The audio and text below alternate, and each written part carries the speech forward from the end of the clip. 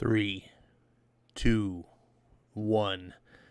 What's going on, everyone? You're watching Ash on Comics. My name is Ash, and it's Sunday night. And it's time for another, what do I call this thing? Story time? I don't even know what I call it. Story time with Ash. It's where I tell you a bedtime story. We gather 3 times a week to talk about comics and bullshit that's going on in the world. And we just get to hang out and share our love and frustrations. And, generally just that's what friends do, right? When you talk with friends, you're not always talking about happy, pleasant things. Sometimes you're talking about really shitty things that are on your mind. And sometimes you're, geeking out about that last comic book you read and how much you loved it. And so that's what we do. If you're new to the stream, if you haven't caught on this, this is a little different than what my channel is normally about, which is the idea of me, Ash, being on comics, being like talking about comics, having a discussion about a certain comic. Sometimes they're a little shorter review style, and sometimes they're a little bit longer, in depth, where I just really discuss the comic itself. And then I do some other like preview videos from time to time. And then because of the COVID, I started doing this where I would do 3 times a week, just get on a stream. There wasn't new comics really coming out, so I would just decide to read some comics.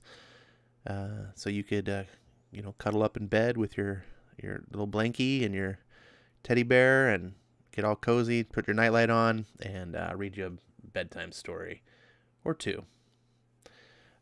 Tonight we got Melissa Harris. She is Frist.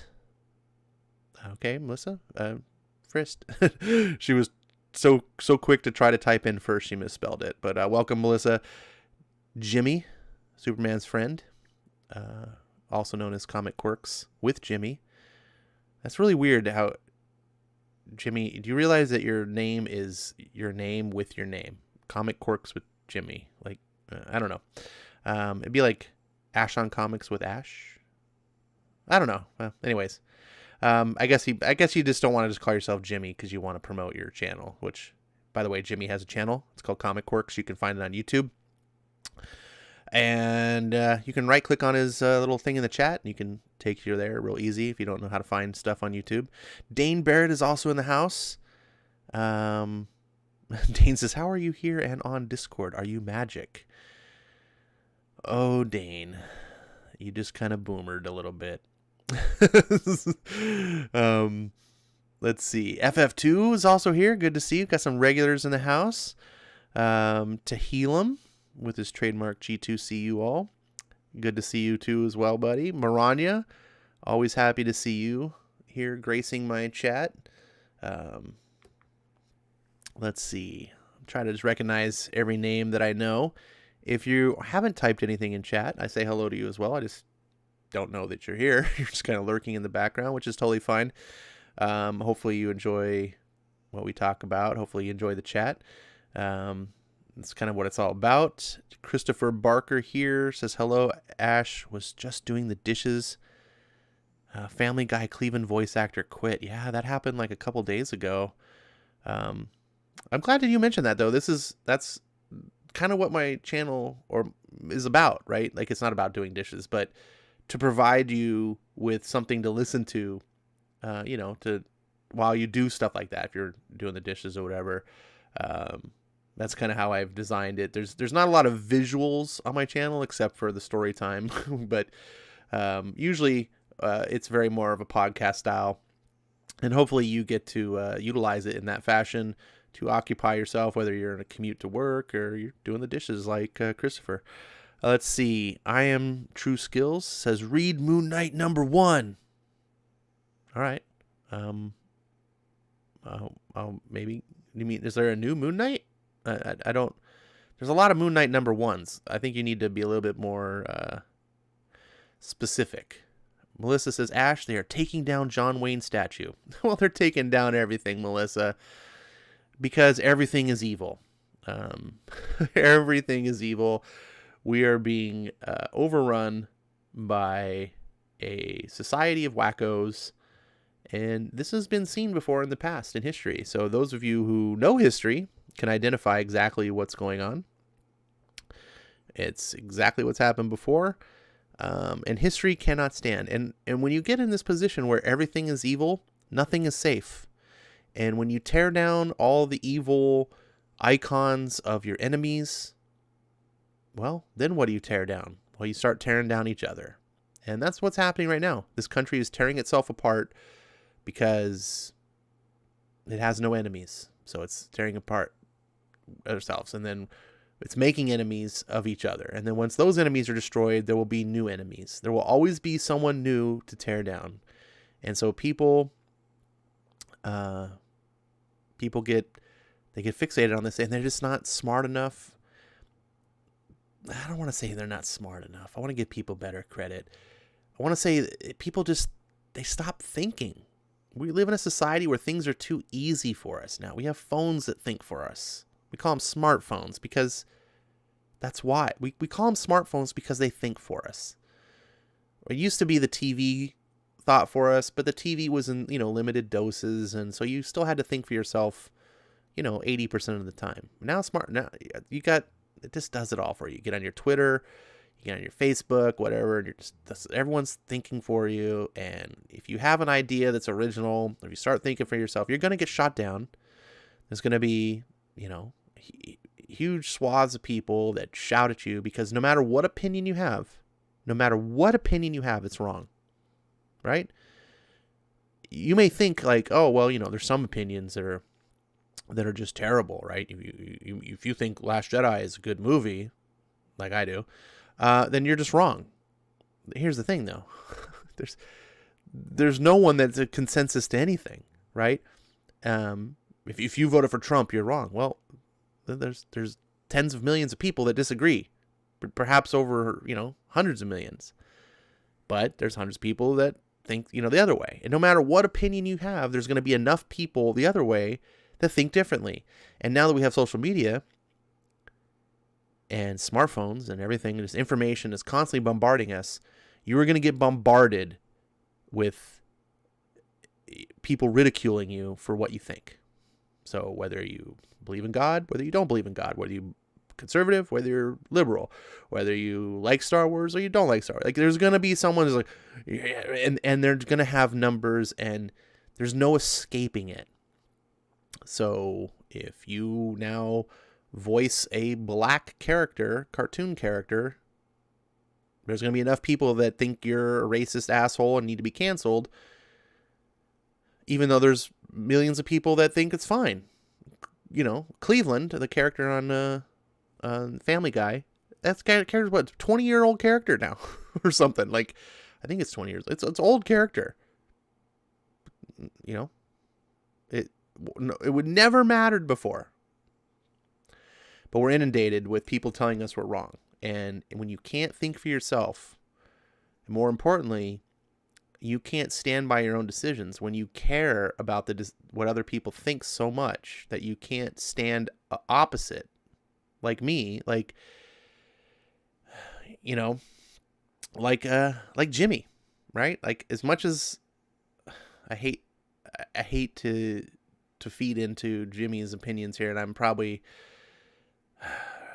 going down a wrong direction here, I have to at least give credit to Jimmy for standing behind Bendis. I think he's wrong, and I hope one day I can convince him he's wrong, but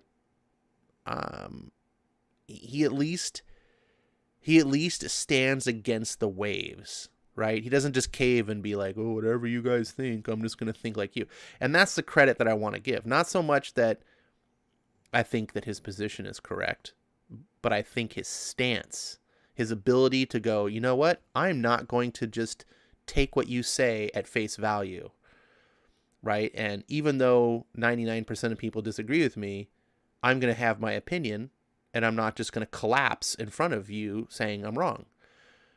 And that's what's important. That's the message here, right? And I identify with Jimmy in a way because I have the similar feelings like with Star Wars: The Last Jedi, especially when it comes to internet and not YouTube per se, but social media, Twitter, the social media sphere is just inundated with people. I can't even mention Star Wars Last Jedi. It sucks because as a massive Star Wars fan, I cannot talk about something that means so much to me in my life because I just get smashed. The waves just. I mean, I mentioned once something about a minor positive statement, and just got my Twitter just got slammed with people flaming me. I'm like, Jesus, dude, like, and that's how it is. So I understand. And it can be tough. A lot of times you're just like, I'm just keep my mouth shut, my nose down, and just mind my business because I don't want to deal with all these lunatics. Let's see. What's going on here? Ash disses on dishes. New channel. Oh, geez. Let's see. I do dishes to get India ink off my hands. Normally, Marania would just let the dishes pile up, but thankfully she has a new reason to do them. I'm True Skill says, I meant Moon Knight Volume 1, Number 1. You mean like the original Moon Knight? Moon Knight? Let's see. Jimmy says, read Thor, God of Thunder, Number 1, please. Okay. Noted. Let's see. Silly Ash, we're smarter than phones. Meanwhile, smartphones slowly conquer the world. Speaking of conquering the world, smartphones, here's computer robots. You guys talk about robots, and they're everywhere. You cannot escape them. And here we have one right now in our very own chat. Computer Robots says, hello, everyone. I hope you guys are doing well and staying safe. Well, we are doing well and staying safe, Computer Robots, until you conquer us all. And then, I don't know, hopefully you'll keep us safe. Or, I don't know, you're going to maybe implant us into a pod and we live in a matrix. That might not be so bad. Let's see. Marani says, cancel culture. Nice. Christopher says, Ash, don't let them get you down. Star Wars fandom is toxic. Tell them to suck it. Can't even read his comments correctly. Well, I get down because I'm a Star Wars fan. And am I toxic? Right? You know, look, I legitimately have tons of complaints with the Star Wars, the Disney Star Wars. Tons of complaints. Like, really, I do. And I've been called a toxic fan for criticizing. I've had, not a real fight, but a verbal fight with my best friend. When I shit all over Force Awakens when that movie came out, because he's probably the only person who loves Star Wars as much as I do that I know. And he very much looks at Star Wars with rose-colored glasses. Which is fine. You can do that. Like, if you love something, sometimes you just don't want to see the imperfections. That's fine. But I was like, dude, I was shitting. And he was starting to get aggravated and upset. And then when Last Jedi was coming out, I was just talking all sorts of shit. And I was like, man, I hope this movie doesn't suck. Like, I can't believe it. And I was so worried about the film. Like, and he was just getting fed up. He's like, dude, I just don't want to fucking hear your negativity, like, all the time about it and stuff. And then I kind of realized, like, what I was doing. But, he's my friend, and I just needed someone to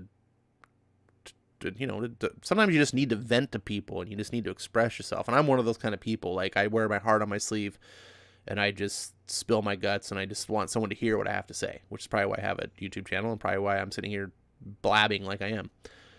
But he just was like, dude, enough, okay? Like, I just, and then maybe that's one of the reasons I'm such a proponent of Last Jedi, because I came out of that movie elated. I was like, it didn't suck. I was like so excited. And then I went and saw it 2 more times, and it got better each time I saw it. So not everyone agrees. I get it. I'm not trying to sway you into this. I'm not trying to turn this into a Star Wars Last Jedi debate. I am more than aware that people vehemently hate that movie. I was only using it as an example about standing against the waves. And I don't think you should stand against the waves just to do that. Like, you can do it for the wrong reasons. You can be a non-conformist, and those people that are just contrarian, like, well, I'm just going to do it because everyone says I shouldn't. And, it's like, oh, that's infuriating.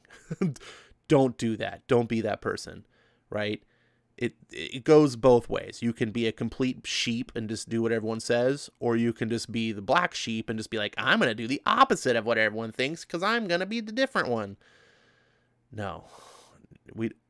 Each and every one of us doesn't know everything. Like, individually, we have tons of things we can learn from each other.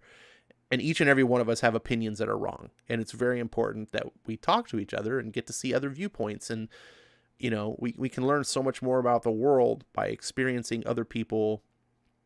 Well, not experiencing, but, you know, listening to their stories and hearing what they have to say and their viewpoints. And sometimes we're wrong about things. And a lot of the reasons I have the strong opinions that I have, a lot of people go, man, you're so stubborn, you're so strong opinion.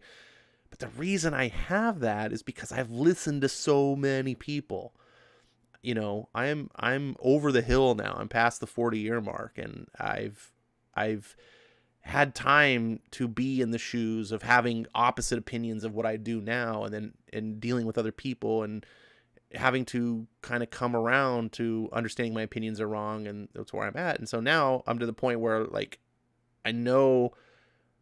It's not that I know a lot, but the things that I know have been tested, you know, and argued with many other people with different points of views, and they've been honed and shaped, you know, like forging a steel blade where you fold the steel on top of itself over and over. And that's kind of where I come from. Computer Robot says, Ash, do you think that this country will get past this with both Republicans and Democrats working together to make the country a better place without the constant fighting? No. Not just no, hell no. We're screwed. Because the Democrats aren't the Democrats anymore. At least they're not the Democrats that, you know, from 30 years ago. Like, the Democrats today are hardcore leftists. They are corrupt. Like, they are... They're radicals. I don't like to use the word Nazi, but the same ideology, the same mentality that this group had is what we're seeing. They don't care about ideas anymore. They care about smashing whatever group is in power. And currently, the Republicans are in power. And so their position is whatever is against that. And to the point that they're backing radical hate groups like BLM and Antifa. They're supporting this. And they don't care. They don't care about these things. These groups are tools to power. And they see this as the opportunity, the stepping stones. And as long as they can stay sort of in these leadership positions, if they can get, you know, Black Lives Matter supporters and Antifa supporters to vote for them, they don't care who they rule over. They just want to rule. And it's power for power's sake. And once you realize this, I swear, I want to tell everyone, read 1984 by George Orwell. I know it's kind of cliche to talk about and people hear about it, and maybe you've seen the movie Once Upon a Time, but I urge you, at some point in your life, make this a bucket list thing. Read 1984. It might be the most important book that's ever been written. It's one of the best books I've ever read. It's also one of the scariest books I've ever read. If you like horror, if you're one of these people who say, yeah, I like horror stories, read this. I don't think I've ever read a more horrific story in my life. And it's so meaningful, and it's a book you really should think about as you're reading it. This is a book that should be taught in schools. It shouldn't just be read casually. It is the most important book I've ever read in my life, and I only read it within the last 10 years, and I kind of regret that I came along so late. And if you read the book, and if you haven't read it in long, I'm thinking about reading it again, because I know some of the surface parts of the book and some of the themes and the messages, but I don't remember all the details. So I kind of want to go through and read it again. But this book explains everything that's happening. I mean, it's a fictional story that's set in some time in the unknown future, but it's when you understand what's happening in that book and why it's happening in the book, and then you understand how the world got to be into the place that the book is in, then you can reflect and look back at the times that we're living now, and you can say, oh, all of those things that led to what happens in the book is happening now. And all the motivations that the characters have in the book, and then the reason why the governments work the way that they work, it all makes sense. I understand it now. And that's why I have on my Twitter handle, the hashtag 1984 was a warning, not a handbook. Because it was. George Orwell lived through socialist hell, and he understood, and he wrote about it, and he made this fictional future. And it's prophetic. It's scarily prophetic. But you look at the Democrats and you go, they didn't read 1984 and treat this as like, oh shit, we don't want this. They read it and go, oh, that's how we achieve this. Ugh, scary. Christopher Barks says, Ash, I walked away from Star Wars because of the toxicity of the fans and the negativity over the past 4 years. I kind of understand that. I didn't walk away from Star Wars. I mean, I'm always going to have a special place for Star Wars in my heart. There's no piece of fiction. I know I just talked about 1984 that's impacted me, but like as far as like from a fandom point of view of something that I love and cherish, there's no piece of fiction that's had a bigger impact on my life and a bigger hold of my heart than Star Wars. And so even when it's bad, I'm still like, I'm a fan of it. Now, what I've done is I've sort of walked away from the enthusiasm. I've walked away from like watching Star Wars videos, and like I used to watch Star Wars YouTube videos, all these different fan sites that would like talk about Star Wars, and it was fun. And they were like, yeah, and we're theorizing about the new movies coming, like things like that. Now it's just all bash. Oh, this sucks. And even today it's Last Jedi. Like it's just like, shut up. Just shut up. Remember when you liked things? Remember? And I get it. Like, I get that I don't like a lot of the things that happen in the Star Wars movies. I can go on about them, but I don't sit and make videos trashing Star Wars all day because I want to like it. I don't want to dislike it. I'll make like one video. I think I did. I made a video about the last film. Can't remember. Rise of Skywalker. You know, I made one. Said my thing. Done. You know, like just move on. But these people just want to dwell in it. And that sucks. It makes it not fun. Like, all right. Eric says, what do you mean 40 is old? I'm going to have some choice words for you right after my nap. Bianca fights the zombies. There's a name I don't see too often, but I've seen you before. Welcome back. She's, I'm assuming, and I hate to assume genders here, but I'm going to assume Bianca's a she. Please correct me in the chat if I'm wrong. She has 1984, Fahrenheit 451, A Brave New World, Lord of the Flies, Animal Farm. Yeah, those are all terrific dystopian. Not all of them are dystopian future. Lord of the Flies is not or Animal Farm aren't dystopian futures, but they're all dystopian stories. These are all very important. I would add V for Vendetta to that list. That's a good one. There's lots of terrific ones. Even like the lighter fare, like the Hunger Games. You know, that's like the more YA version of, but has something to offer. Like Hunger Games. You know, like I said, it's the entry level one, but there's good stuff to be gleaned from it. Let's see. Doug Johnson's in the house. Welcome, Doug. I see you there. Today, man, we're sitting here talking about negative things. And speaking of negative things, I saw a picture on Twitter today that really chapped my hide. It really got me thinking. And if you follow me on Twitter, then you probably saw me post it. And I try to leave my comments to the minimum on Twitter. Sometimes when you comment about something, you're kind of constructing what a person should think instead of letting them think for themselves. And I think sometimes pictures work best when just the image speaks. And that's it. I don't need to tell you. But now that we're sitting here having a discussion, this is an image that really took me, and it's terrible to look at. Like, this should not be pleasant to see. This is an image that if we still had a honorable news media, that this would be one of those things. It's like the Life. Remember Life magazine? For those of you like that are as old as me, or maybe this would be like the photo of the year, right? This would be on the cover of Life magazine. This is America today, and this horrified me. There was a tweet that this was a part of that actually had some video.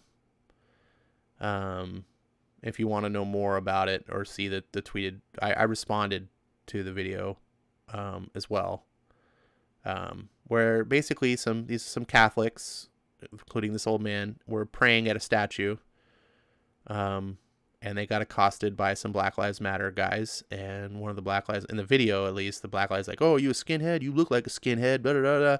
And then they just started beating on people. One of them was carrying what looked like not a 2x4. It wasn't as big as a 2x4, but it looks like a, like that, maybe like a 1x2. It was a big, long, giant piece of wood, and was just beating people. And I was just like, what the literal F, man? But that was the video, and this was a photograph of the exact same incident, and it was big, and you could see. And this particular photograph just captures the moment in time the way only a photograph can. Video does what video does, but a photograph. And then I thought, there's so much going on here. I mean, your eyes instantly drawn to this being an older gentleman and, 3 thugs. That's putting it nicely to call these guys thugs. Are just, look at the hate. I mean, there's what could this guy possibly have done? Right? I mean, imagine maybe he said the N-word, right? Even if he had done that, it doesn't warrant this. Like, and I don't imagine some guys trying to peacefully pray at a statue or something are doing that. But I don't know. But I do know that I can't think of anything that justifies this. And I can see this as an old man, and I don't see a reason why 3 black men need to gang up and do this. But what's more striking to me about it is all the people in the background. Look at this guy over here. I can't get over the fact he looks like Razor Fist to me, but I'm sure it's not Razor Fist. If you know who Razor Fist is. By the way, if you know who Razor Fist is, can you ask him not to block me? I don't know why he blocks me. But anyways, this guy here is just kind of like holding his hand out like, whoa, dude, like, what are you doing? Right? And then you got purple hair weirdo chick over here who is just like, ooh, just beating up. Like, these are all people. Look at this guy over here with his, like, oh my God, his hands to his temples. Just like, this on the left, it's that picture you make. It's like, oh, my mind's being blown. Like, I can't believe what I'm seeing. This is called cognitive dissonance. These are people that are promoting, justice, racial justice. Look behind this, just past this guy's glove that's holding his hand out with red bandana. Look here. Let me see if I can,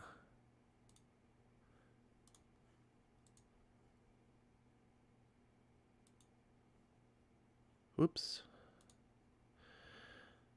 There we go. Now you can see my cursor. Look right around here. You can see there's the sign, Black Lives Matter. So we know that these people are out here under the pretenses of a good cause. The pretenses of we want justice. The pretenses that we're trying to make America, correct the wrongs of society. But then look what's happening. And this is what I'm talking about, the cognitive dissonance of all these people where, cognitive dissonance is the idea, like you wrestle with 2 conflicting thoughts at the same time, and you somehow make them work together, and it just doesn't. And none of these people are interacting. none of them are stopping these guys. And this is just wrong, right? Like, I watched that video with George Floyd, and I'm horrified. I go, oh my God, that's sickening. That sickens me to the core. And then I watch this, and I'm like, this sickens me to the same core. But that's because I'm not racist. And I'm gonna guess that most of you, if not all of you in the chat watching, aren't racist either. And I'm gonna guess that you probably feel the same way. That you watch the video of the George Floyd and you go, "Oh my God, that's horrendous." And then you see this image and go, the same way. But these people don't see that this way. These people are making exceptions to what is okay and what's not okay, because all these people, they are not just. They do not believe in justice. They do not have virtue, although they will virtue signal. This is okay. Because if you read 1984, you understand it's only about power. All right, I'm going to move on from that. Melissa, I believe it was, asked about what I was listening to, and this is who I was listening to. It's a artist or band or whatever you might call it, called Phantom Menk. I found these guys on Bandcamp. That you can now find them on other places like Amazon Music, I believe, Apple Music, Google Music. But this is where I found them. This was years ago. I played their music and I was like, yeah, it's pretty cool. And then you could buy tracks for $1. I ended up buying, at the time, all the tracks that he had. And I basically kind of made an album of it.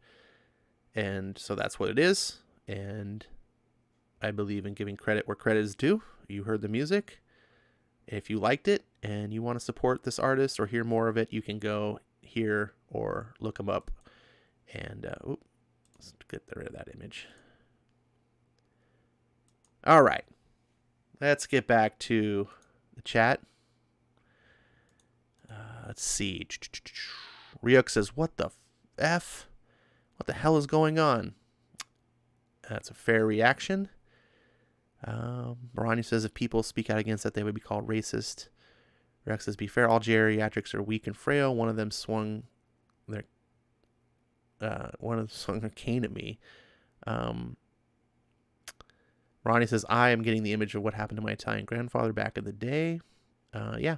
This is all bad. You guys, I think, all have the ability to consider and think for yourself, and I believe you're all having reactions that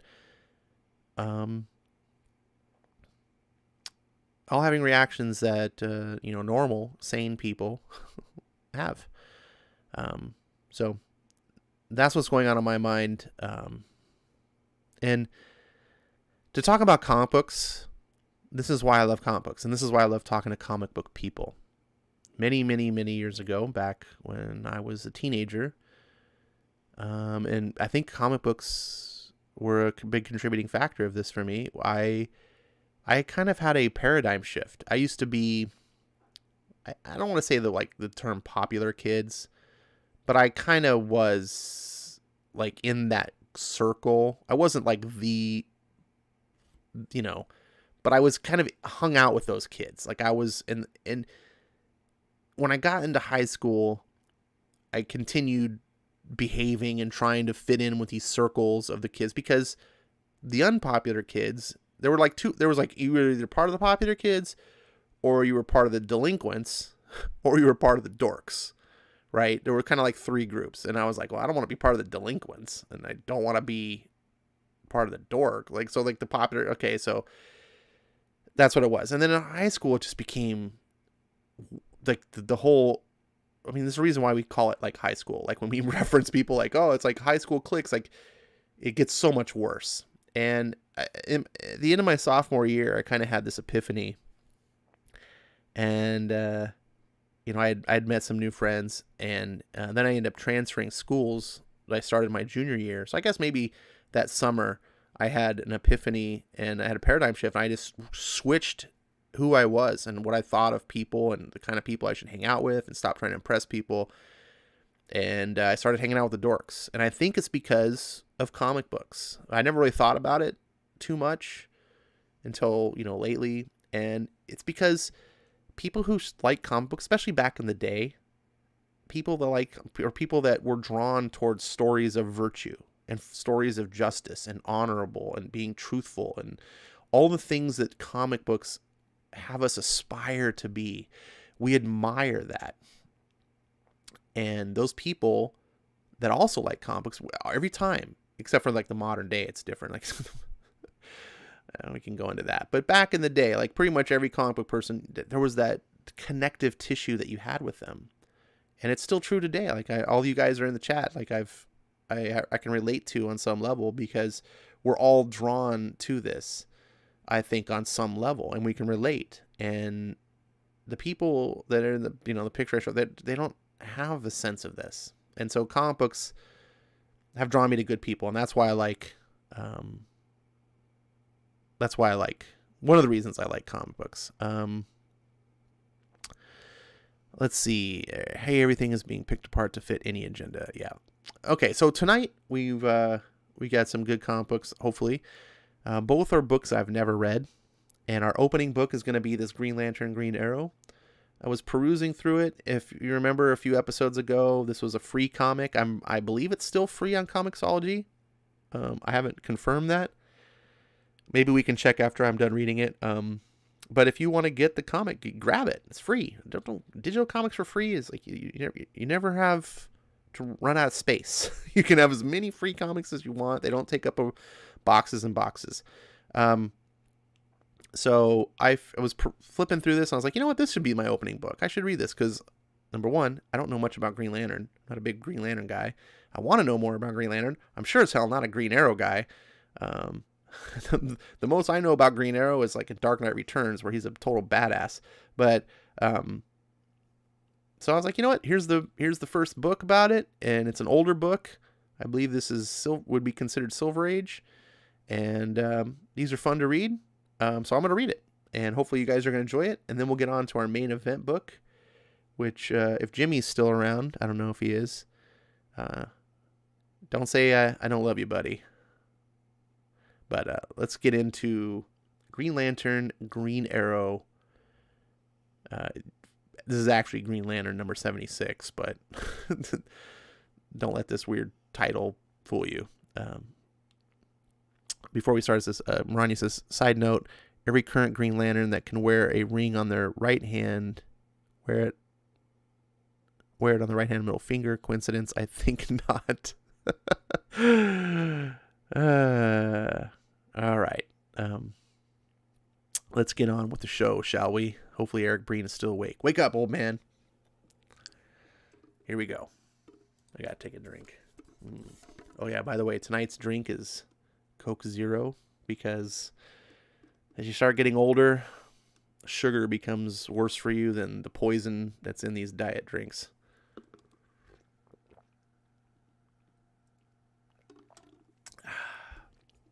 All right. So apparently in this old Silver Age book, this is what they can do with digital. They can. I'm going to get off sidetracked again. There's a concept called digital book burning, which is basically they don't have to burn books anymore because they can just revise them digitally. And they've done that with Huck Finn, for example.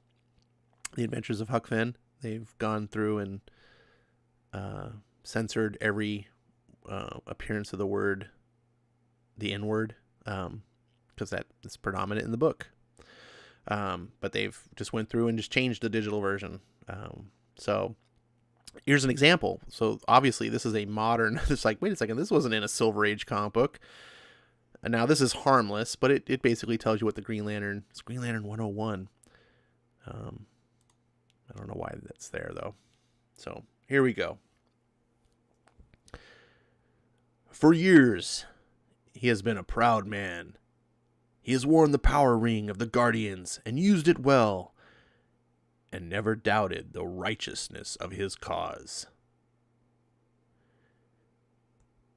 In the next dozen seconds, an event will occur which will signal the end of his grandeur and the beginning of a long torment. There will be no happy ending, for this is not a happy tale, nor a simple one. But what you are about to witness is perhaps inevitable. His name, of course, is Green Lantern. And often he has vowed that no evil shall escape my sight. He has been fooling himself. It begins with a mission of charity in the sky above Star City. I haven't heard much from Green Arrow lately, and the last time I saw him he was bugged. About what, I don't know, but as long as I'm in the area anyway, I might as well look him up. Uh-oh, trouble below. A punk attacking that man. We don't like your kind around here, fatso. Get me? You come footing around, you're gonna get leaned on. Give it to him, Mike. Yeah, man. And the onlookers are encouraging him. No respect for the law and order, none. Hey! I'll give him and his cheering section a well-needed lesson. Teach them a little respect. Let me down! Not yet, Sonny. Not till I'm certain you'll remember this. When you get out, that is, because the next stop is police headquarters. I'll be there in a few minutes to prefer charges. I don't know what preferring charges means, but maybe it was a term back in the day. You all right, fella? Just fine, Lantern, thanks to you. But another second, that kid might have hurt me. You're my kind of guy, Lantern. More guys like you, this old world would be a better place. Hey, superhero.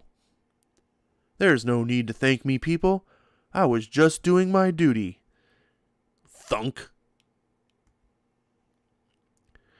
From every window, from each rooftop, comes a hail of garbage, bottles, tin cans. My ring will protect us, and they better have protection too, because I've had it. They're acting like animals. You want to riot, mister? Okay, that's what I'll give you. Touch him first, Green Lantern, and you'll have to touch me second. And I'll touch back, believe it, chum. Back off, and go chase a mad scientist or something.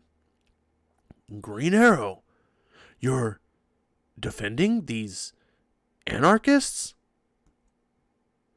Can't you see they're breaking the law? Yeah, I can see lots of things, like that you've no business here. I was almost tempted to throw a can at you myself. You're not making sense, Green Arrow. No? Come on. I'll give you a guided tour, a look at how the other half lives, if you can call it living. This lady here is the grandmother of the kid that you sent to headquarters. She's 80, and he's her only means of support. Mike had to drop out of school and get a crummy job because she has no one else. That's tough, but blast it, he was breaking the law. Technically he was, sure. He lost his temper and roughed up a fat cat landlord who owns this dump. The creep who hasn't spent a cent for repairs in years. Now he figures he can make more money using the property for a parking lot, so he's going to evict the tenants. Kick a lot of old folks out on the street.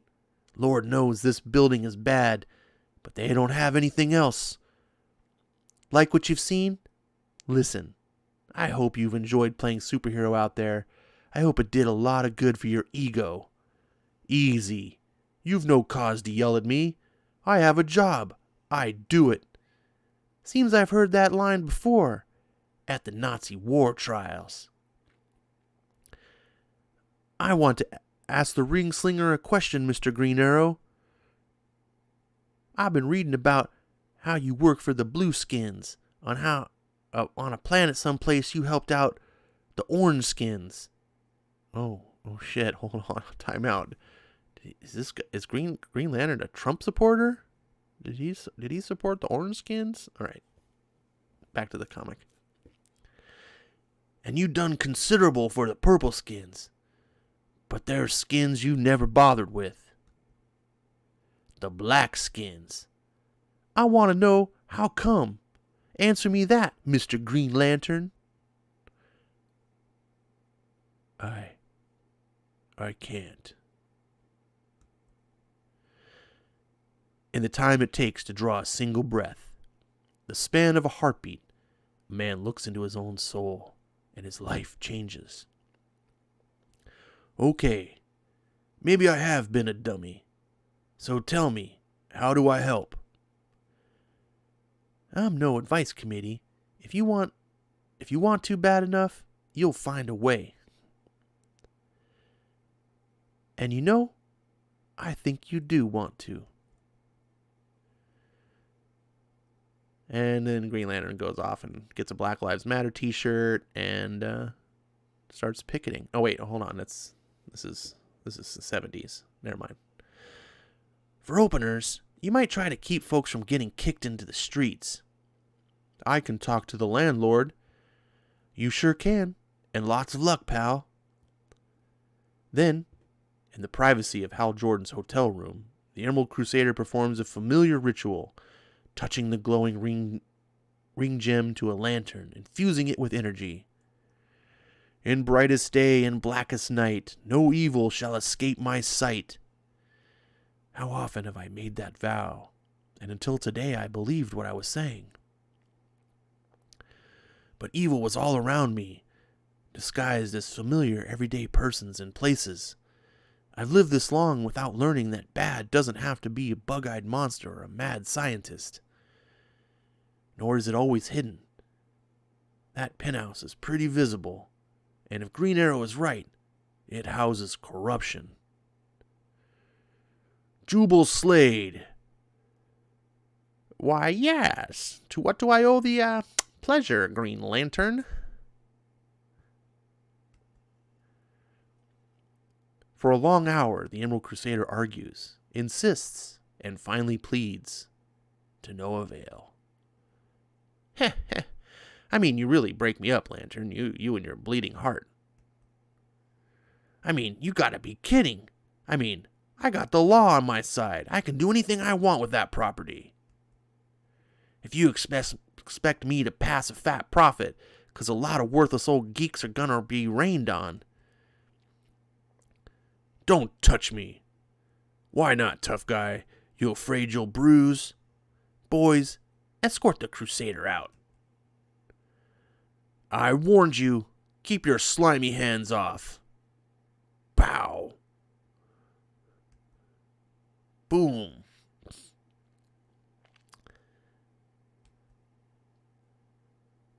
Your turn, you filthy heap of...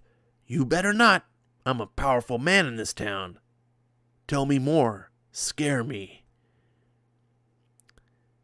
As the enraged hero's rock-hard fist is about to descend into the Jubal Slade's pastry-soft face. Oh, I love this description. They don't write comics like this anymore. The air shimmers, and a telepathic image of one of the mysterious galactic guardians materializes. Green Lantern of Earth, desist. This human has committed no crime. Report to Oa immediately.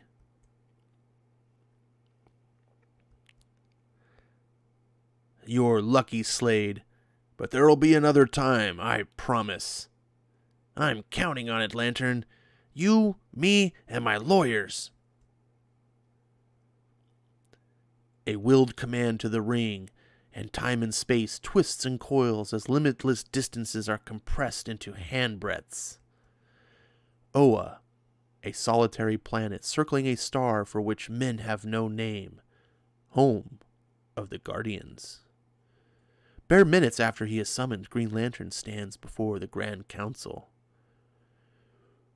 You have behaved inexcusably. We have monitored your activities. We have observed your emotional attack on your brother Earthling. That filth is no brother of mine. Silence! We are prepared to overlook your insubordination once. We shall say no more. You are warned. Now attend us. There is a task you must needs perform. That's a lettering error, I think. A swarm of stray meteors will collide with Titan, one of the satellites of Saturn in your solar system. You are to divert it and stay on station until we have recalled you. All right, and I'm sorry. We have no use for apologies. Dismissed. Once again, the ring folds back the universe, and there's the meteor shower. Still a good 1,000 miles from Titan.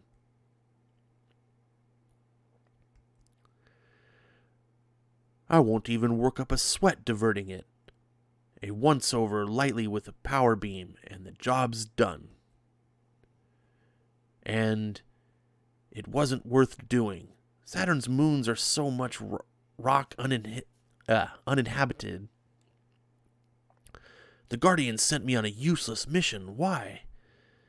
Now I've got to stay here, floating in space like a hunk of jetsam. It doesn't make sense.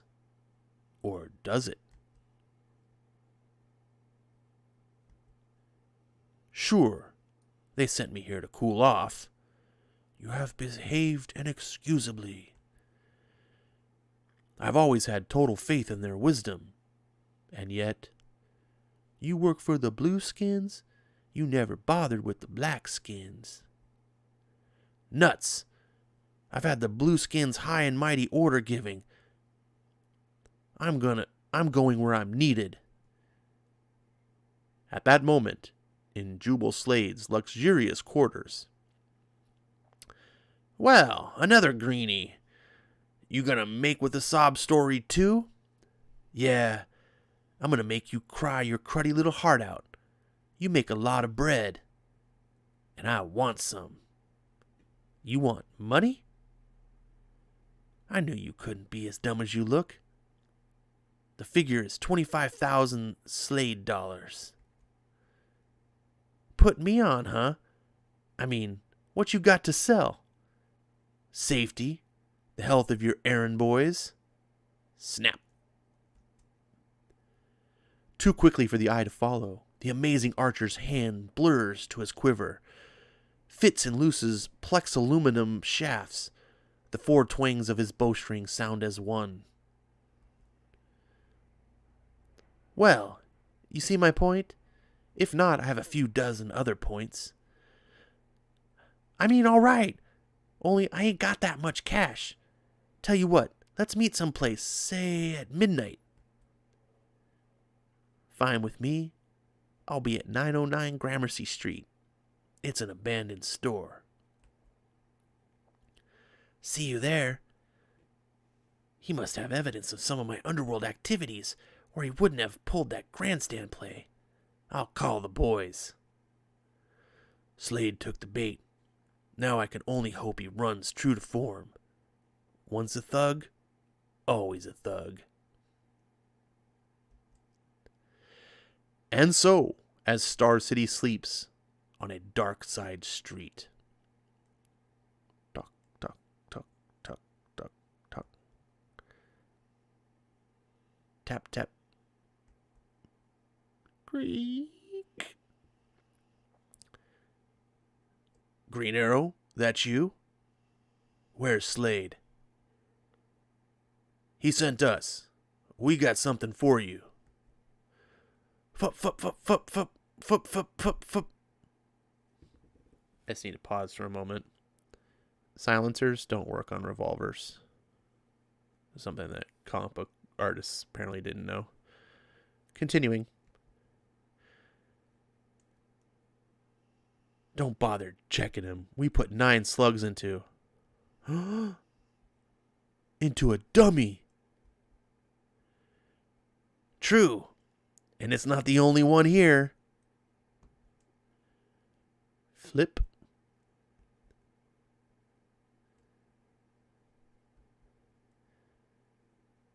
Shoots the arrow right down the barrel. Nice. You're a mite slow on the draw, fella. Don't worry, though. You'll have plenty of time to practice. In prison. Now to collect the evidence, the tape recordings of our little talk about Slade.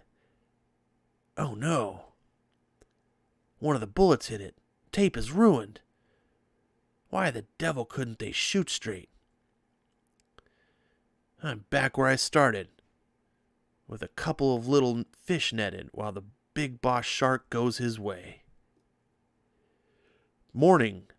Fingers of sunlight poke into the neighborhood that can never really be brightened. Morning and gloom. That's it, GL. I should have known Slade wouldn't come himself, and I shouldn't have counted on the tape gimmick. So, Slade's still free, and the people in this building are about to be evicted. You appealed to Slade's humanity. I tried his greed, and we both failed. Some heroes we are, huh? If there were only some way to connect the gunmen with their boss. Wait a second. The Hoods haven't been in touch with Slade. No, he isn't exactly famous for his loyalty to employees. Then he doesn't know they've been caught, and we have a chance. Citizens of Star City, raise up your eyes. Look up from the pavement into the blue of the noon sky. Observe two gentlemen on their way to work. This will be a sight to tell your grandchildren about. Citizens of Star City. Wait, I'm reading that terrible. This will be a sight to tell your grandchildren about, citizens of Star City, won't it?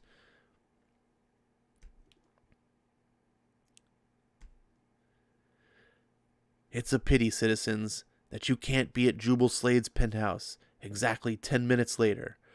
You idiot! I never told you to come here. Why didn't you phone like I told you to? We got hassled by the fuzz, boss. We had to stay out of sight.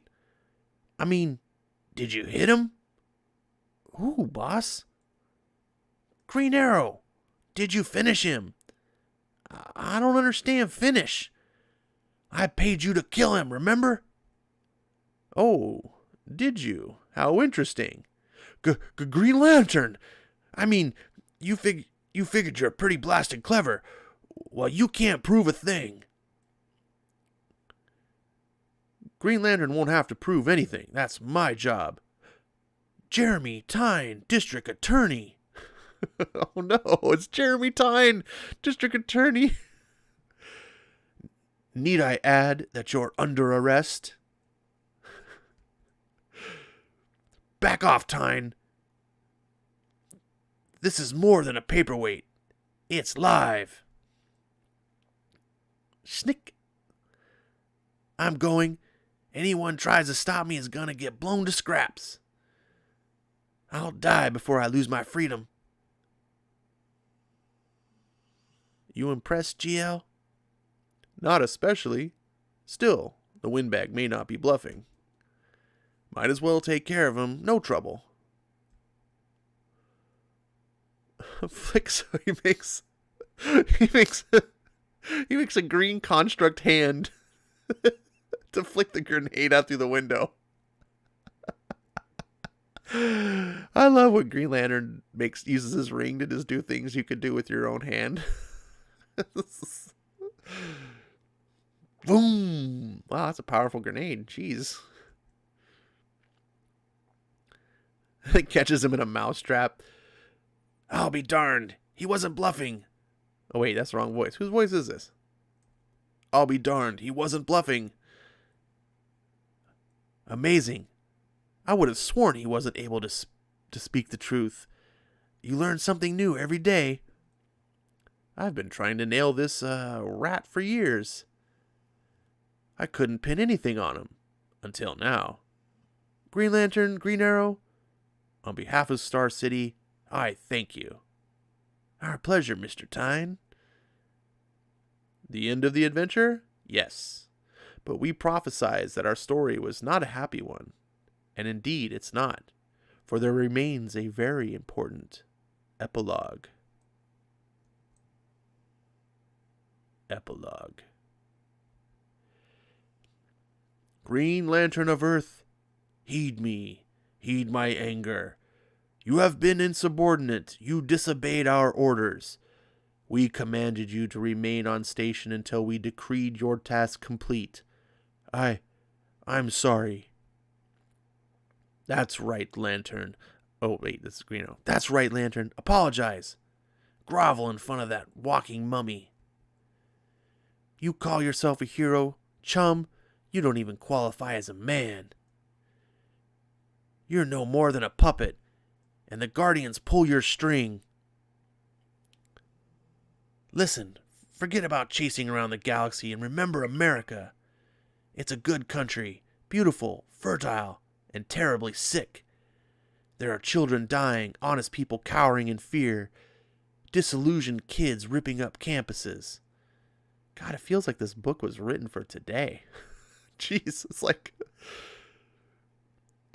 On the streets of Memphis, a good black man died, and in Los Angeles, a good white man fell. Something is wrong. Something is killing us all. Some hideous moral cancer is rotting our very souls.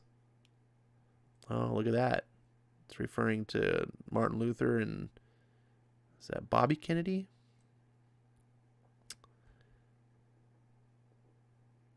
And you, sitting on your mud ball, preening like a smug tomcat.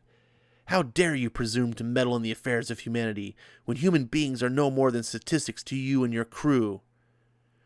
How would you advise us? That's easy. Come off your perch. Touch, taste, laugh, and cry. Learn where we're at, and why. I feel there is wisdom in your words. There is wisdom. For a week, the galactic immortals argue and debate. Finally, one of their number is chosen to leave Oa, disguised as an Earth mortal. He appears in Hal Jordan's hotel room. Blink. Green Lantern of Earth, I have a proposition for you. Is he just playing with toys? What the hell's going on? Then, on a clear, chilly, bright day with the promise of spring. It seems a bit silly to travel in this old heap, Oliver Queen. I could switch to Green Lantern and fly us. Pal. We're gonna play it strictly human, remember?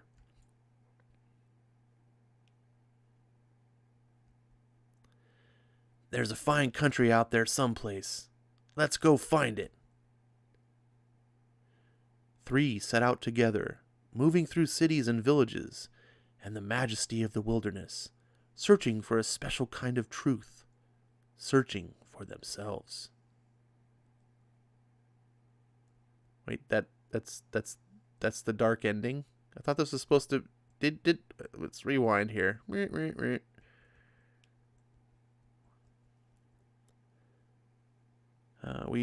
Prophesied the story was not a happy one. Indeed, it's not. Okay. Not a happy story. Not a happy story. Ride off in the sunset. What the else? Oh, the Silver Age is so weird. So weird. And then we get more digital editions. Green Lantern 101. I guess if you want to learn about Green Lanterns, here's where you go. This is actually kind of helpful for someone like me. Want to learn about Green Lantern, so I'm going to come back and refer to this. Oh, meanwhile, you can get yourself some Jeff Johns, Ethan Van Sciver. I can't even say his name. Ethan Van Sciver. Green Lantern. That was a fine comic book. So, yeah, what did you guys think? What did you think? Let's scroll up a little bit in the chat, see if I can... follow where I left off. I don't remember.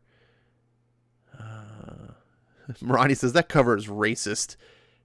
Night night being called blackest. Right. Let's see. Melissa says Green Lantern's conservative. Green Arrow is a far left-wing communist hippie. It's a buddy cop story. Wow, Melissa. Not everyone who's left of sinners is a communist.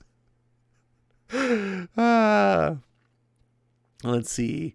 Brian Rickard says OT, the James Tynion Batman run is great. I have been reviewing those books. As a matter of fact, I just did my review today of Batman 93. It's uploaded, but it's not published yet. I look for it in the morning. Batman 93. Spoiler alert, I don't think it's great. Anyways, Doug Johnson's last remaining intelligent life on our planet may end up being people who read comic books. Amen, brother.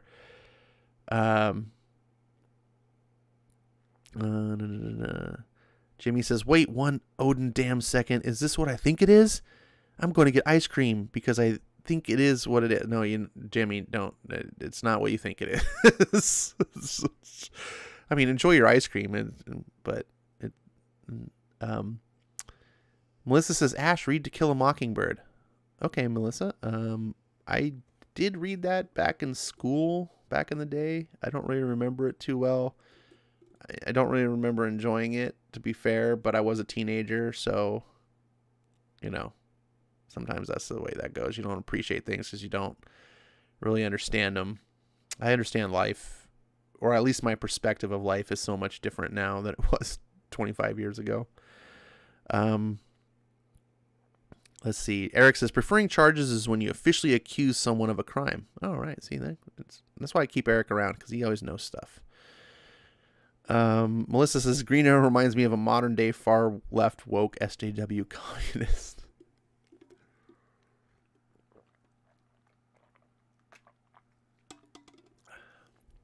Let's see.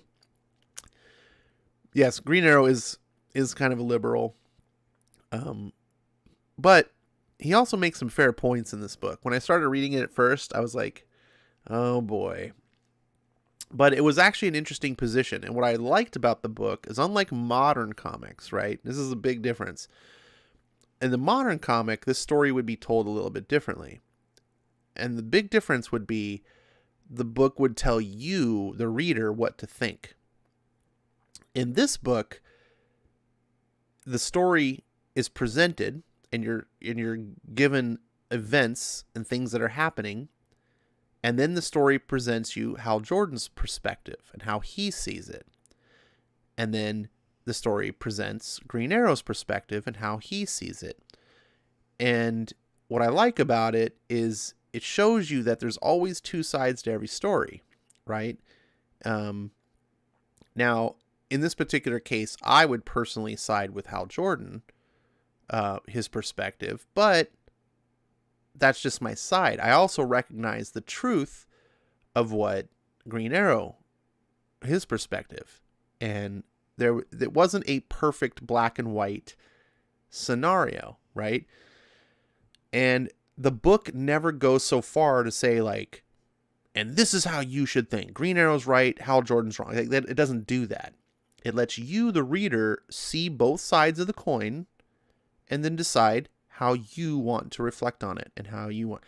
And that's how comics used to be. Comics used to be able to deal with ideas, these type of ideas, but in a way that, like, still let you walk away and think about it. And the writers used to be able to write a guy like Hal Jordan being conservative and a guy like Green Arrow, and both of them having their points of view and not having to be, like today, what would happen would be, if you were to write the same story and the Green Arrow character would be some total woke black chick, and then the Hal Jordan character would be some white blonde-haired, Hydra sympathizer who was a complete idiot and would have to be completely told how wrong he is about everything. And then the narrative would have to use exposition to tell us, and it would just be this big propaganda piece. That's a big difference. So that's the way I see it, at least. Let's see. Eric says, must needs perform. That dialogue is straight out of Stan Lee's Asgard. Yikes. Let's see. Chris says, okay, what's happening? Was reading Teen Titans number 5, Trigon Cometh. I don't know what you're referring to on that, but it says Green Arrow looks like a blonde Chuck Norris.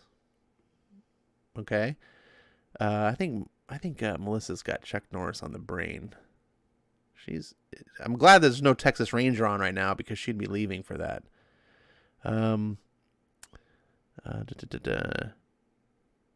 She says, read Hawk and Dove is about two brothers. Hawk is conservative and Dove is far left. So in other words, left of center. Oh my goodness. Melissa, you're a good person. Let's see. Dun, dun, dun, dun, dun. Whoops, I have too many windows. I have to navigate. Looks like that's all the comments. I didn't read everything, of course, but we got to get on through the night. We got another comic book to read, and this is not the comic book that Jimmy's hoping for. I know he keeps getting his hopes up, and maybe I keep teasing him. Not purposefully. I wasn't trying to. I should probably just put the disclaimer out. Not Thor. It's not Thor, but Jimmy should know that he has been an influence on a lot of these books. And he was an influence. What was the last one that I did that you were upset it wasn't Thor, but I did because of you? I'm not recalling. My brain is mush. But I'm sure you remember, other people remember. And now I'm going to do another book, and I bought these books. I bought the first 6 issues, and I might buy more, but I haven't read them up until this point. And I bought these purely 100% on Jimmy's recommendation and his reviews. He used to do reviews on his channel once upon a time, and he was hot on these books, and he loved these books. And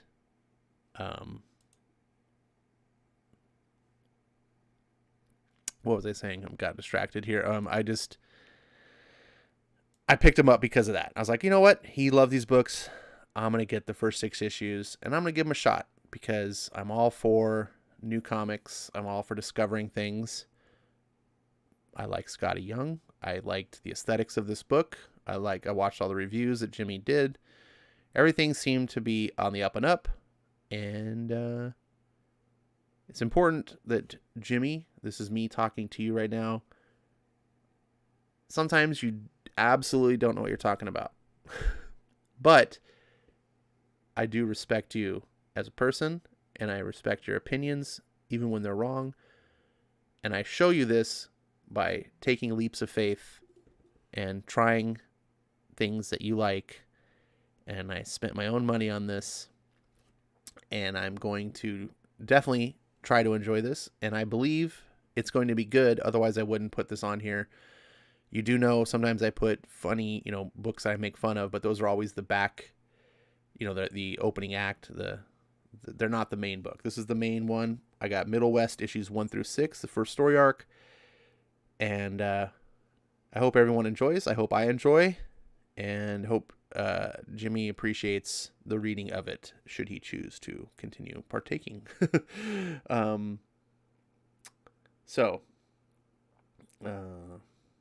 Let's see. Before we start, looks like some more comments came in at the end. Wow, a bunch of comments. Doug says, that was great. Awesome. I'm hoping you're referring to the comic book. Let's see. Doug says, so the answers to all these social problems, road trip.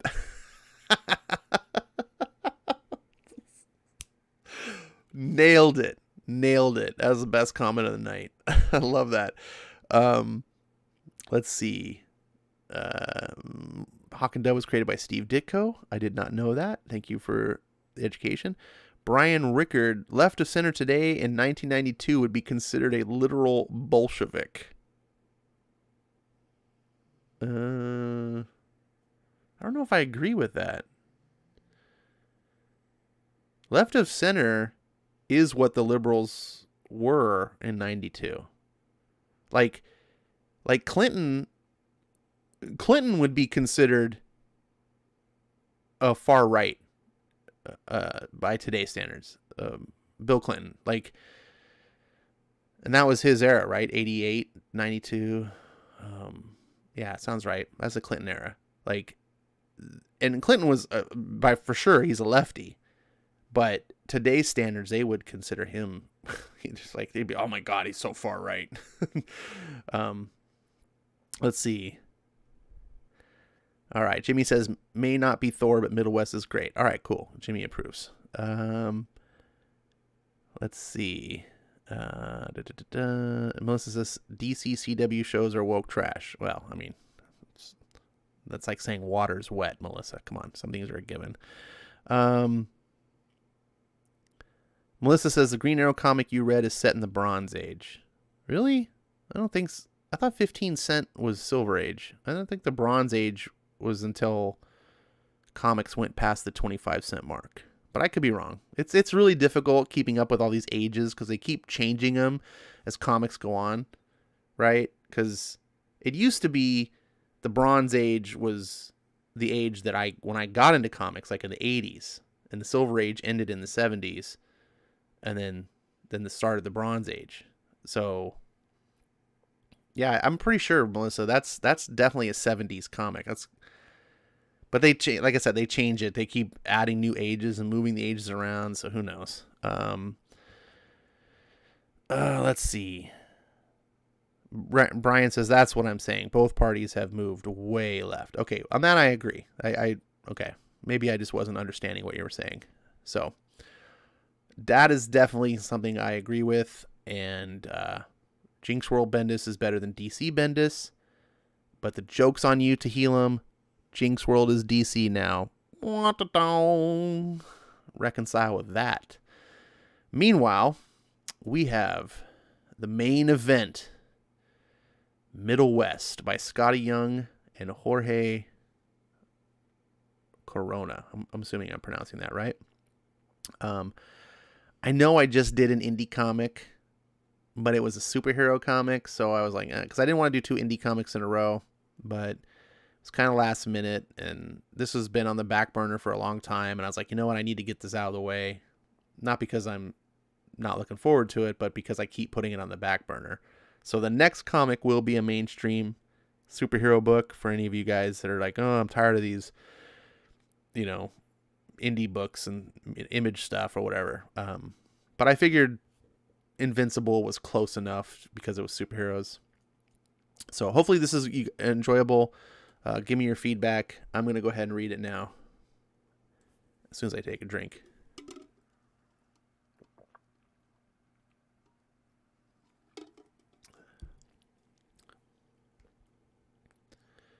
Middlewest. Story by Scotty Young. Art by Jorge Corona. Interesting kind of note here. Scotty Young is an artist. It's weird that he wouldn't have just drawn this book himself, especially considering that the art of this is within his wheelhouse. But I don't know. This art's fine to me too. The Middlewest. There we go. The wind is so violent here. I hate it. Sometimes I feel like it hates me. Oh, sorry. Hold on. That's my phone keeps annoying everyone. Volume off. There we go. Now I'll forget to turn it on and I won't get any calls in the morning. Okay. Sorry. Sometimes I feel like it hates me. That's a pretty wicked shot. I like that. Abel. Go away. Abel. Sometimes I think it's just going to pick me up and blow me away. Able. Able. Able. Abel. Huh? What?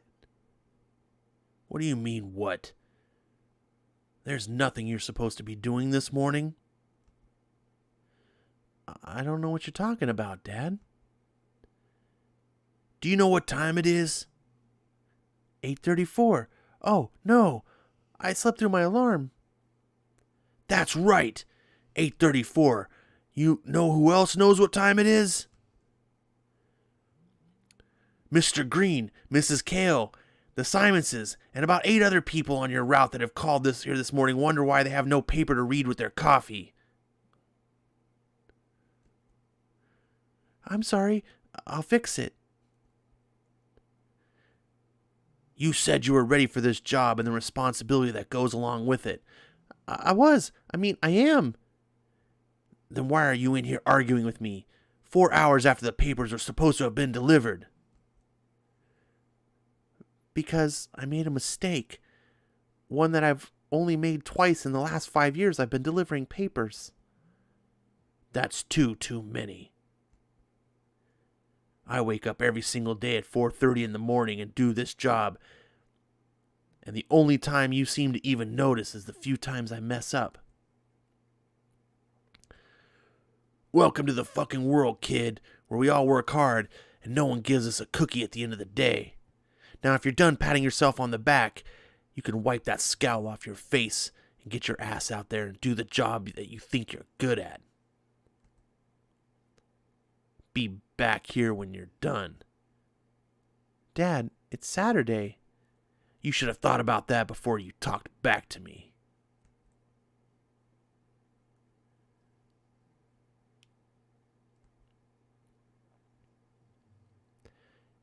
Hey, you're late for your route.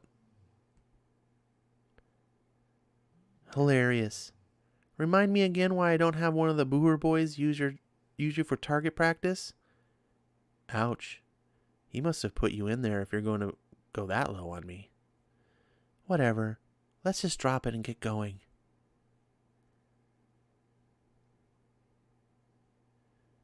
I really do like the art in this book.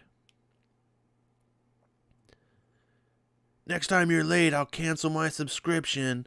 Sorry. Come on.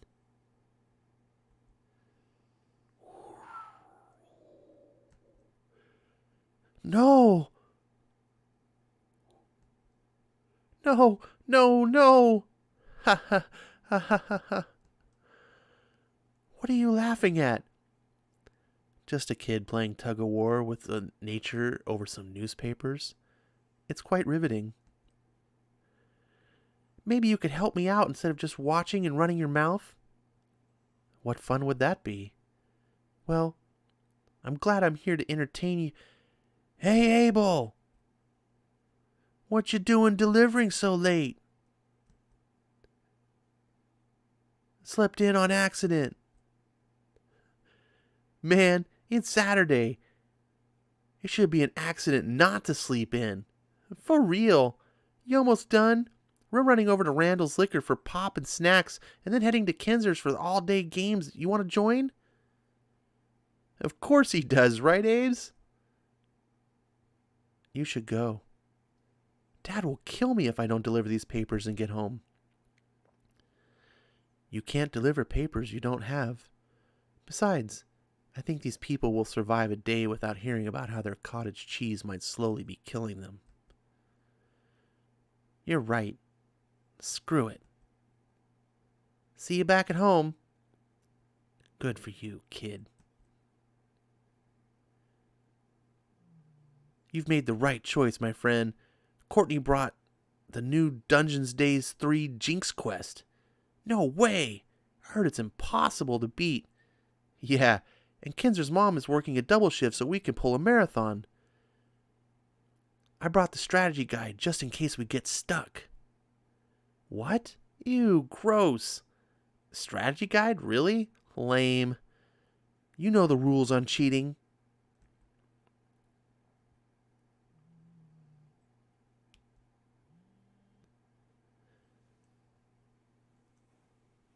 Hey, Randall, you got any more hot sockets in yet? Not until next week. Dang, I love those things. Not going to be a proper game day without them.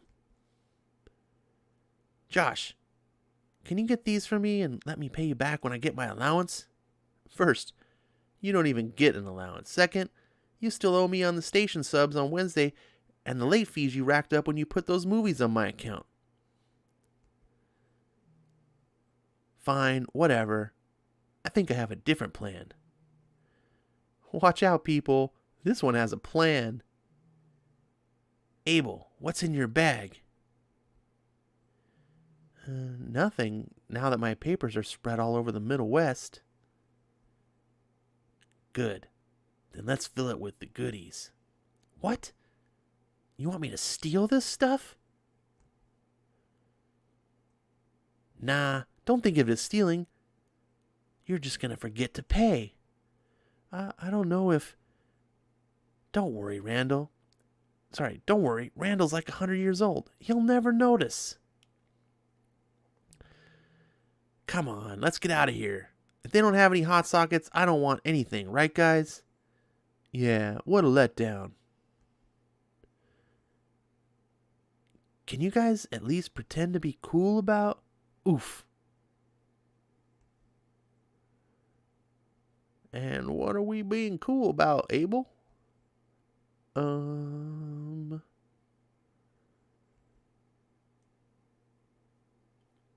Nice plan, dumbass. Hey, at least we're lucky old man Randall called our parents instead of Sheriff Fricky. You think you'll be in trouble? Nah, my mom's at her boyfriend, so my sister answered. She's a pain in my ass, but she won't rat me out. What about you, Abel? You know my dad. Sorry we got you into this, man. It was a stupid idea. It's not your fault.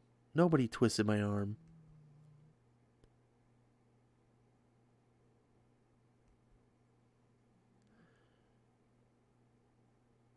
Your dad said he was on his way. You want to come in and wait? No, thank you. And I'm sorry I tried to take that stuff. I was dumb. I'll make it up to you. Don't worry about it. Kids do kid stuff. I'll check on you in a bit if he's not here.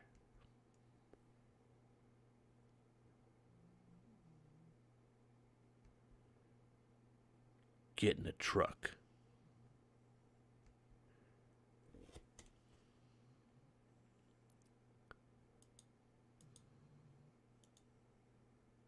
Whoops, hold on, I'm adjusting the settings here.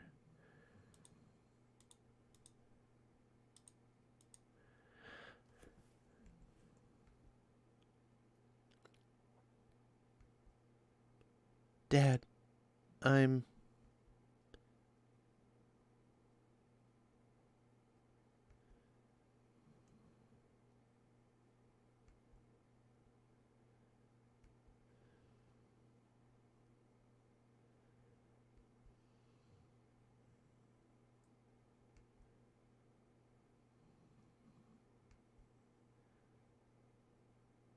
Where do you think you're going? Inside? To go to bed? No, you're not. You're sleeping out here.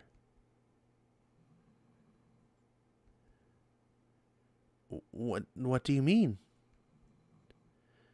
I mean, if you think you're a big man that can do what he wants when he wants, a big man that can take care of himself. Dad, You just shrug off responsibilities. Then when I tell you to come home, you decide to do your own thing, run around town with your loser friends, and then get caught shoplifting.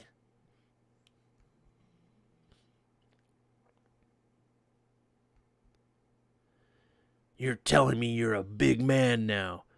You clearly don't need me, or the roof I put over your head, so you can stay out here, big man. Dad, please, I'm sorry. Save it, big man. I don't give a shit.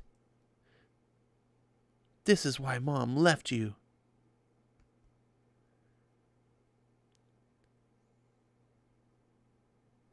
You're pathetic. You think she left me?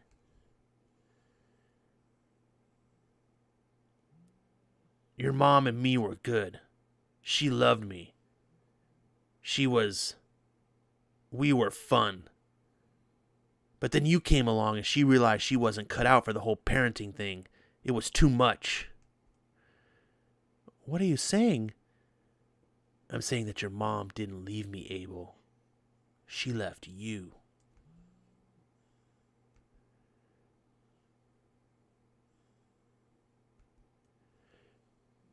Fuck you. What did you say, big man? I couldn't hear you.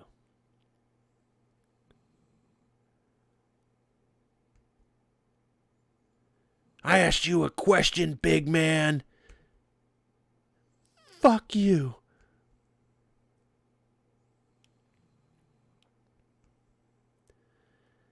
I still didn't hear you. One more time, big man. I said, fuck you.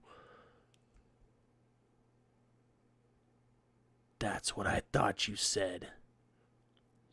Black.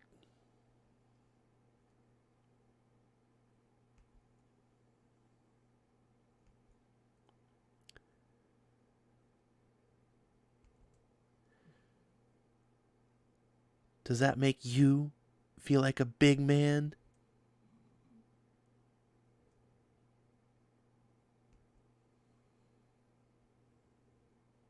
Oh. What the?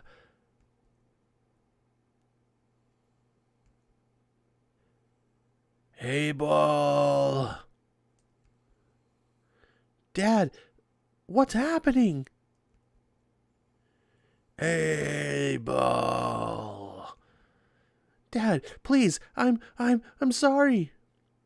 Abel, I don't think he cares.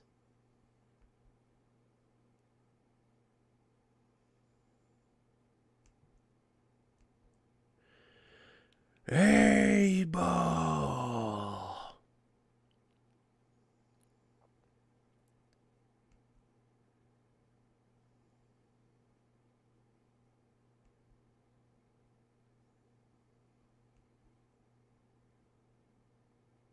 Wow, it's like a living tornado.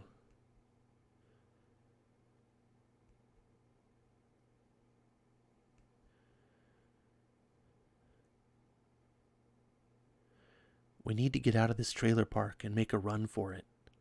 There's no way. He's too fast.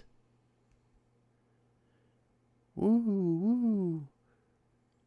Unless there's something faster. Come on. We need to catch that train. Abel.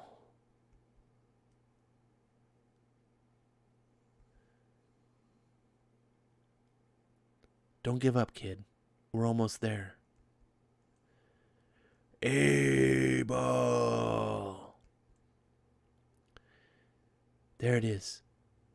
We need to get up on that platform and jump for it. I can't go anymore. I can't. Yes, you can.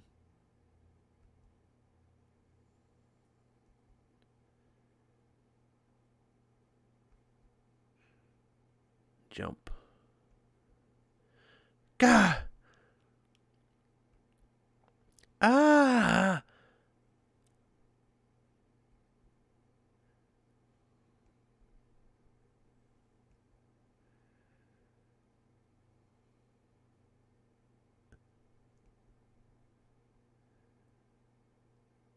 Hang on, kid. Don't let go. Abel.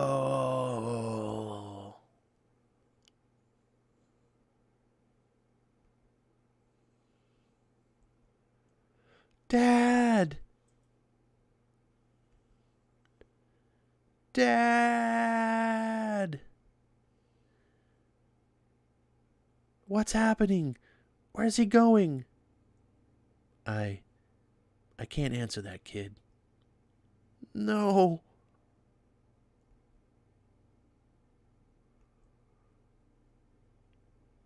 The wind is so violent here. I hate it.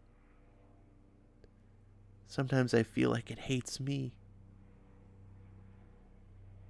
Like it might just pick me up and blow me away.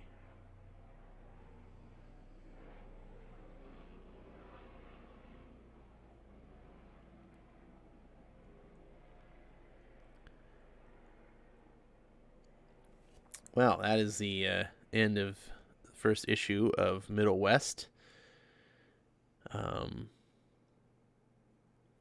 Here's the afterword portion here. I can leave that on the screen for anyone that wants to see that and read it for themselves. Pause the screen or do whatever. I'm going to take a look at the... Oh, did I lose the YouTubes? Let's see.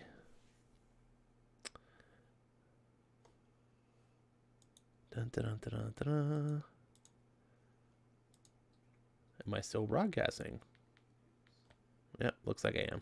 So sometimes I can never tell. I get the PT, what is it? PTS. Well, anyways, sorry, a little technical difficulties behind the screens here.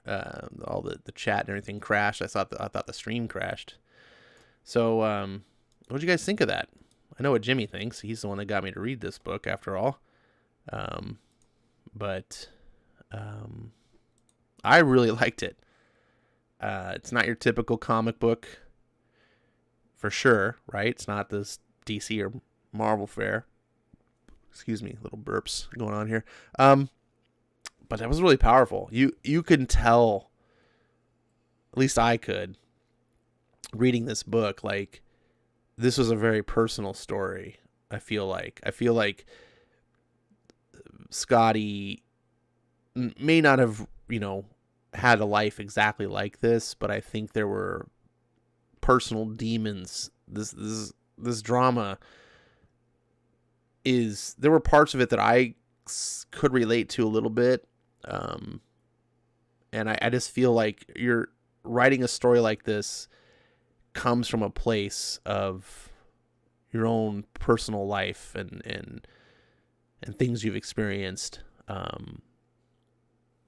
in growing up and, dealing with maybe an abusive father.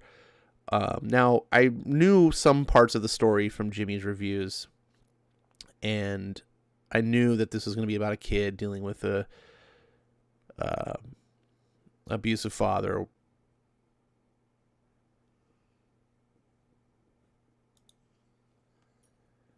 All right, so it's not one thing, it's the next. I think I'm back live. All right, yes, I am. Cool. There we go. Sorry, my Streamlabs crashed. I got to back up, though. Hopefully that wasn't too much of an interruption. Melissa says, bye, guys, so I guess I missed Melissa. This is a comic that it just feels like a personal story about childhood. I was expecting the dad to be really bad, and he wasn't as bad as I thought. I mean, he was mean and he was tough, but I mean, kid kind of effed up, yeah, if I was ever caught shoplifting like this kid, I would have gotten a lot more than just a tongue lashing, However, I feel like the emotion came across well. I feel like the implication that this father was abusive came across. And it sets a good stage. I don't know. It's a book that made me think. I really like when books can write stories of children and kids and get the kids right, or at least feeling right. This was, have you guys seen the show Strange Days? Sorry, not Strange Days. Stranger Things. Strange Days is a movie, which is really good too. But Stranger Things, on Netflix. If you haven't seen Stranger Things, holy shit, that's a fucking great show. Especially the first season. First season is so amazing. But one of the reasons why the show works so well is because these kids, it nails getting kids to feel like kids, and that's something that a lot of fiction writers don't do really well at all. And this kid feels like a kid, and his friends feel like real kids, and it feels like they're dealing with kid things, and I really liked it. So Jimmy,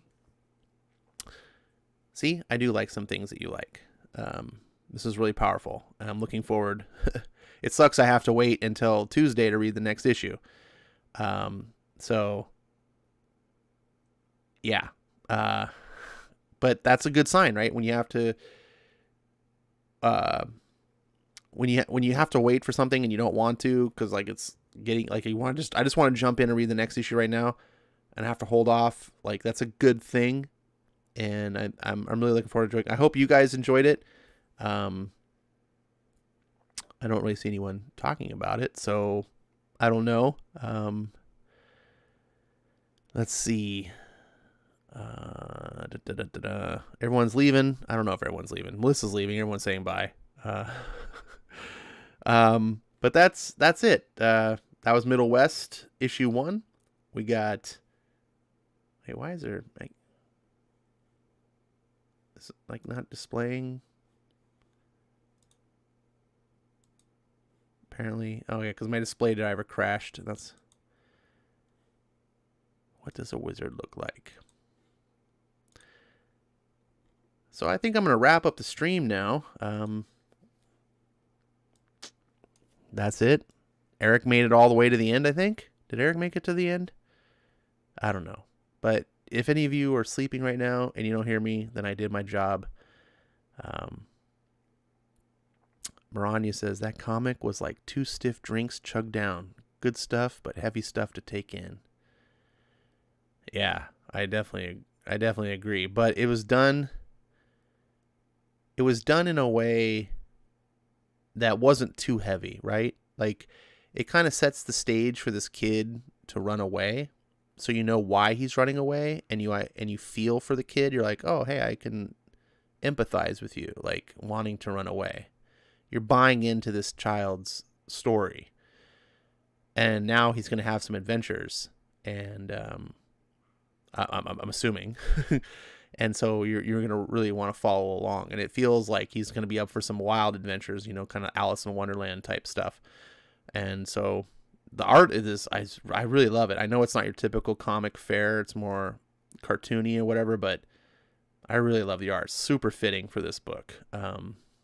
Maybe that's why, answering my original question, why Scotty Young didn't do it himself. It's because maybe this artist, maybe they collaborated. Maybe it's all based. I don't know. I don't know what I'm talking about, but really like it. Really, really much.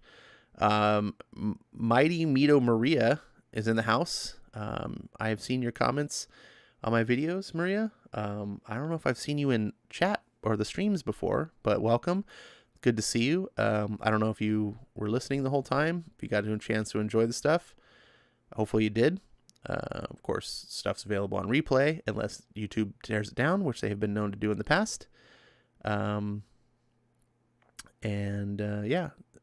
Jimmy says, this book makes me feel that 99% of comics miss the mark on. I don't know. You have to be more specific. It's definitely doing different than 99% of, other comics, but I don't know if other comics are missing the mark per se, unless it's something specific you're addressing. Maria says, have you read God Country for story time? I have not read it for story time, but I have read it, and I enjoyed it. It's a good book.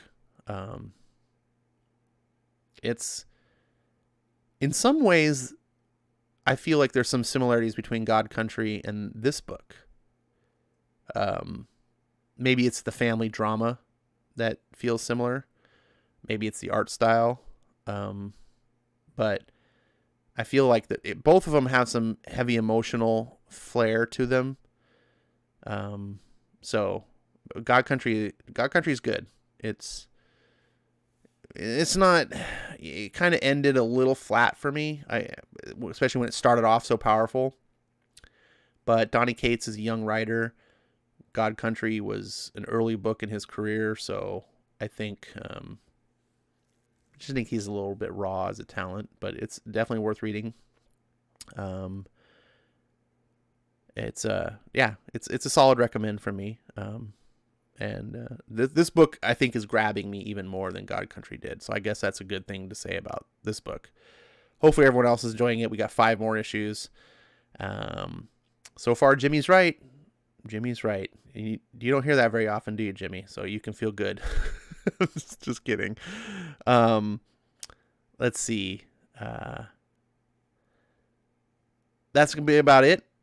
I don't want to drag this on longer than it needs to be. If you're watching this live, then have a good night, guys. And if you're watching this on replay, thank you for making it this far. Leave your comments down below.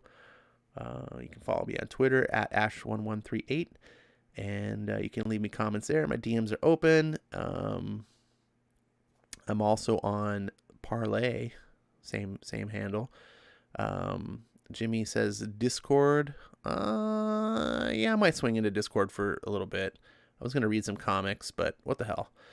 So if you want to follow me on Discord, if you want to come to the Discord and say hello, you can do that. And until Tuesday night, where we continue, everyone have a good night. Melissa says God bless and ciao for now. And I will echo that statement. God bless to you all, and have a great evening.